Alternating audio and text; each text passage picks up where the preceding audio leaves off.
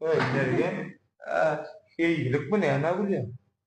Ay, yalandan gülmeni öğrenyen lan. Yalanın gülmene gülüyor. Ne yapmışsın? Ne göre? Hey, başka var. O, Yomak aytmağına var ya. onu. Gülür ya da adam yok bunu iyilere pakırda veren ya. Yekuyordun gülmeni oturdun onlar illa. Senin için yalandan gülmeni öğrenyen. Yalanın gülmeni? Oh, neyin de yamay. Hani Neyin demedi mi? men dedi. Seni mi uğraş değerli gelin mutfak gelin bulmadı. Başladı. O yalandan gülür.